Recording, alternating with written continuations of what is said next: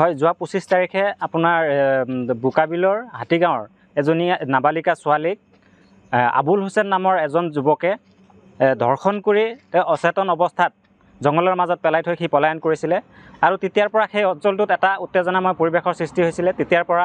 আমি সেই অপৰাধীজনক কৰায়ত্ব কৰাৰ কাৰণে আৰক্ষীক বিভিন্ন ধৰণৰ সহযোগ কৰি গৈছিলোঁ আৰু অৱশেষত আমি সেই অপৰাধীজনক কৰায়ত্ব কৰি আজি আমি আৰক্ষী প্ৰশাসনৰ সহযোগত কৰায়ত্ব কৰি আৰক্ষী প্ৰশাসনক আমি সমজাই দিছোঁ আৰু যিটো ঘটনা ঘটিছে সেই ঘটনাটো অতি নিন্দনীয়, অতি বৰ্বৰ আৰু এনেকুৱা বৰ্বৰ ঘটনা কৰা অপৰাধী যাতে শাস্তি পায় আৰু এনেকুৱা শাস্তি পাওক যি শাস্তিৰ জৰিয়তে আৰু অন্য কোনো ব্যক্তিয়ে যাতে এনেধৰণৰ ঘটনা কৰিবলৈ সাহস নাপায় তাৰ কাৰণে আমি আমছুৱে দাবী জনাইছোঁ। আৰু আজি যিখিনি আমি আসামীজনক কৰায়ত্ব কৰাৰ কাৰণে যিহেতু আমি 24 তাৰিখে ঘটনা হোৱাৰ পিছত আমি খবৰ পাই 25 তাৰিখৰ পৰা আৰক্ষী প্ৰশাসনৰ লগত যোগাযোগ কৰি সেই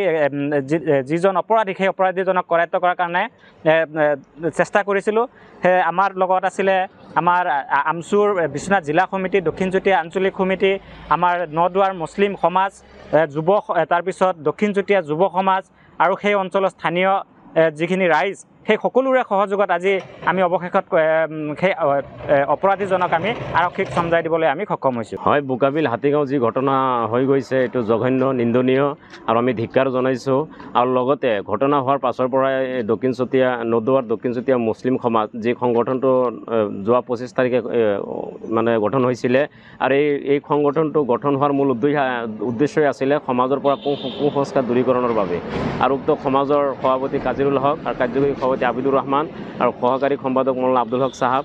আৰু লগতে আমছুৰ যিসকল বিষয়ববীয়া আছে, লগতে আৰক্ষীৰ সহযোগত উক্ত হাতীগাঁও সমাজৰ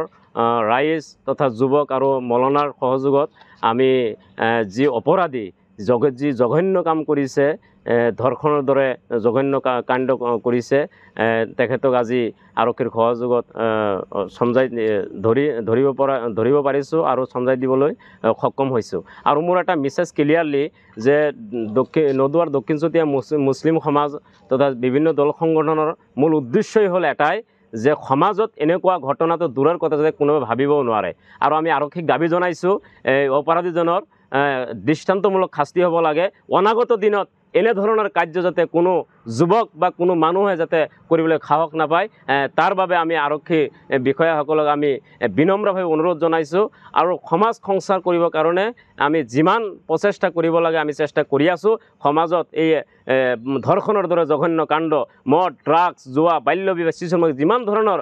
অপৰাধীমূলক কাজ আছে, নদুৱাৰ মুছলিম সমাজ দক্ষিণ চুতীয়া যিটো গঠন হৈছে এই সংগঠনৰ যোগেদি আমি যথেষ্ট চেষ্টা কৰিম আৰু বিভিন্ন দল সংগঠনৰ সহযোগ লৈ আমি নিৰ্মূল কৰিবলৈ কাৰণে যথেষ্ট চেষ্টা কৰিম।